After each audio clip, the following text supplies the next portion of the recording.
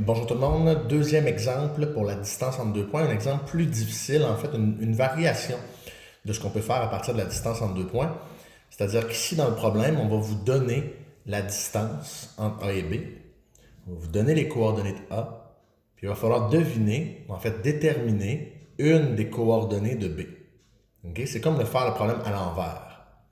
Alors, je vous explique comment procéder dans ces cas-là.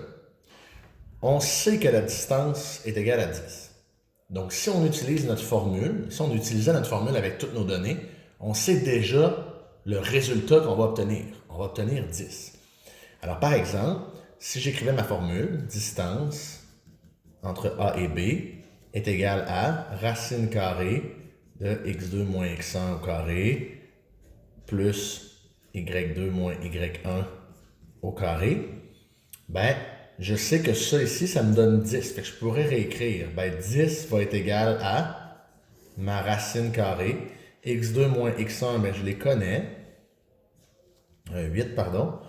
8 ici. Hein? x2 moins x1, 8 moins 2 au carré, plus y2, c'est celui-là ici, je ne le connais pas. Et je vais écrire y2 moins 3 au carré.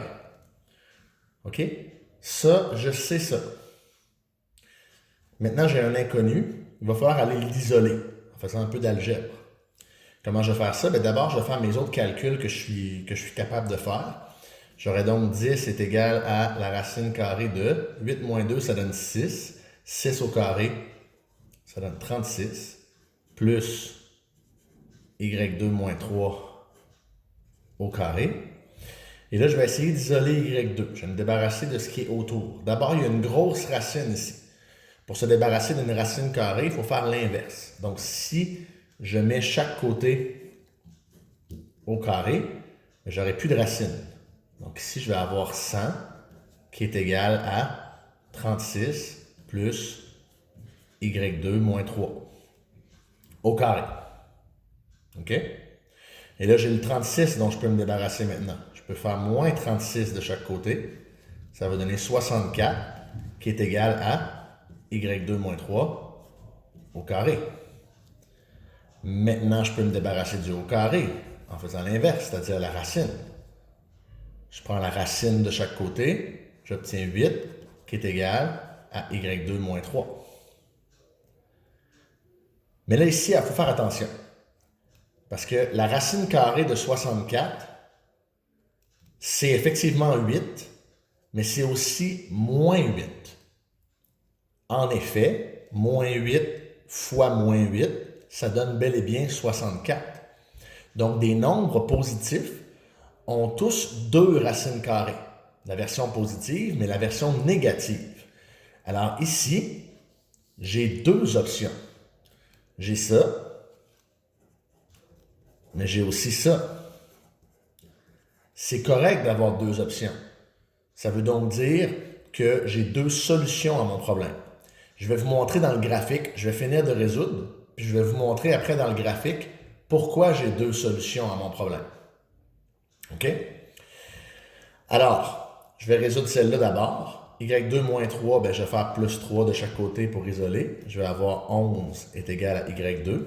Puis ici, je fais aussi plus 3 de chaque côté, mais là, je vais avoir moins 5 qui est égal à y2 parce que moins 8 plus 3, ça fait moins 5. Donc, j'ai deux options pour ma réponse et les deux sont bonnes. C'est-à-dire que mon point B, sa coordonnée y2, c'est soit 11, soit moins 5. Il y a deux solutions. Pourquoi il y a deux solutions? On va aller voir ça. Il y a deux solutions parce que, imaginez mon plan cartésien. OK? Je suis dans le premier cadran de mon plan cartésien. J'ai le point 2, 3 qui est ici, qui est mon point A. 2, 3. Et j'ai le point 8 quelque chose. Donc 8 quelque chose, là, c'est le point qui passe à 8. Puis il est quelque part là-dessus. Ma coordonnée que je ne connais pas, c'est mon Y. Et je vous dis que la distance, c'est 10. Imaginez que mon crayon mesure 10. OK? Alors, je me demande si je place mon crayon une pointe sur le point A, l'autre pointe va être sur la pointillée ici. À quelle hauteur? Bien, il va être sur le pointillé quelque part en haut là, vous êtes d'accord? Ça mesure 10, je touche au pointillé, mais il va aussi être sur le pointillé ici en bas. Il y a deux endroits où ma distance entre mon point et ma droite, ça va être 10. C'est pour ça que quand je fais ma résolution ici, mais je me dois de considérer les deux solutions, le 8 et le moins 8. C'est-à-dire que ça me donne exactement les deux hauteurs pour lesquelles la distance est de 10. C'est-à-dire, à moins 5 ici, ça mesure 10. Donc ça mesure 10. Mais aussi à 11. Ça aussi, ça mesure 10. J'ai deux droites qui mesurent 10, donc il y a deux solutions à mon problème. Donc, un problème un petit peu plus compliqué où on cherche une des coordonnées. Et là, ça aurait été exactement la même chose si j'avais cherché n'importe laquelle des coordonnées. Là, au sens où j'en donne 3 puis je cherche l'autre. J'aurais pu chercher le x ici ou le x là. Ça ne change rien. J'aurais eu le même genre de procédé. Puis j'aurais eu une racine carrée à faire de laquelle je devais considérer les deux solutions. Donc ça, c'est constant. Donc, c'est un problème plus difficile. Mais quand c'est à faire, la partie la plus importante, c'est de ne pas oublier ici qu'il y a deux solutions. Donc, ça va vous donner deux réponses à la fin. Voilà.